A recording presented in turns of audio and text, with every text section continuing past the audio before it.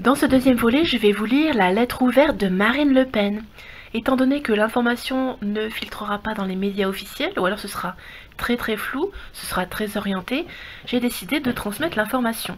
Peu importe les opinions des uns et des autres. Il s'agit plus de la situation en France, d'un point de vue général, comment le parti unique dégomme ses opposants les uns après les autres.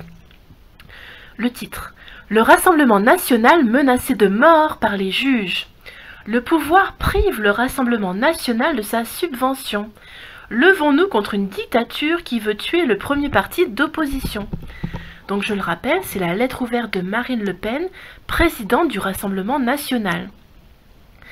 Madame, Monsieur, chers compatriotes, dans le cadre des sommes attribuées par ses électeurs au vu de leur vote aux législatives, le Rassemblement national est en droit de toucher de l'État 4,5 millions d'euros par an durant la mandature. Cette dotation attribuée annuellement à tous les partis est indispensable à leur bon fonctionnement. Avec déjà un retard de 6 mois, le Rassemblement national devait percevoir ces jours-ci une avance de 2 millions sur sa dotation 2018. Vitale pour son fonctionnement courant, comme le paiement des salaires ou du loyer du siège du Rassemblement national. Or, le 5 juillet 2018, 2 juges d'instruction ont procédé à la confiscation de ces 2 millions dans le cadre de la pseudo-affaire des assistants parlementaires. Dans ce dossier vide, qui n'est qu'au stade de l'instruction, les personnes physiques et morales mises en cause par l'OLAF, c'est-à-dire par la police politique de la Commission de Bruxelles, ont toujours contesté les faits, des faits qui, après 3 ans d'enquête, ne sont nullement établis. 2 juges d'instruction dans leur bureau exécutent le Rassemblement national sans aucun jugement. En somme, on lui applique la peine de mort à titre conservatoire. Le caractère politique de l'initiative ne fait aucun doute, puisque l'un des 2 juges est membre du syndicat de la magistrature et l'autre est un de ses compagnons de route. Notons aussi que la décision intervient sur réquisition du parquet. Or, les pouvoirs publics, qui n'ignorent rien de la difficulté financière de tous les partis politiques, savent que cette décision de blocage de ses moyens de subsistance signifie pour le Rassemblement national la cessation de paiement à la fin du mois d'août 2018 et donc pour un parti politique sa disparition programmée. L'ordonnance des juges qui intervient évidemment au cœur de l'été et opportunément dans la période de trêve sportive de la Coupe du Monde 2018 s'appuie sur une violation manifeste et incontestable du droit, en 3 points.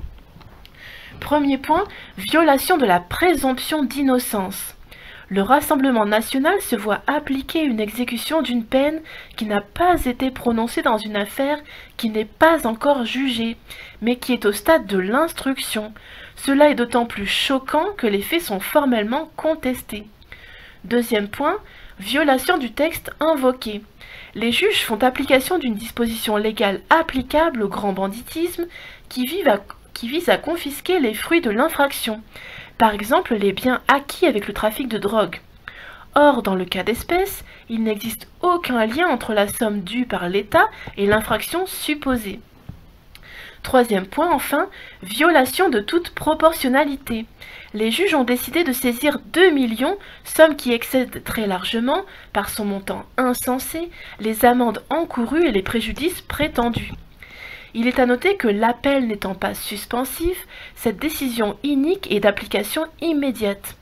Ainsi, des juges habituellement si laxistes avec les vrais délinquants se croient autorisés à procéder à l'exécution de peine avant même tout jugement. L'histoire nous enseigne que toutes les dictatures se réfugient derrière le droit, le tribunal, pour justifier leurs atteintes au droit. Ce coup de force prétendument juridique ou judiciaire vise, on le voit bien, à la disparition du principal parti d'opposition en France par la privation de ses moyens d'existence. Nul doute que les désaveux électoraux dans toute l'Europe, comme la perspective d'un raz-de-marée du courant national aux élections européennes, ont aujourd'hui fait perdre tout sens commun à nos adversaires. Donc toute patience. Au-delà de la perspective de la disparition d'une grande force politique et du courant d'idées qu'elle incarne, cette affaire met en lumière une gravissime atteinte à notre démocratie, à nos libertés fondamentales et à notre Constitution. Face à cette infamie, j'appelle les Français à une résistance pacifique et citoyenne, mais à une résistance active et militante.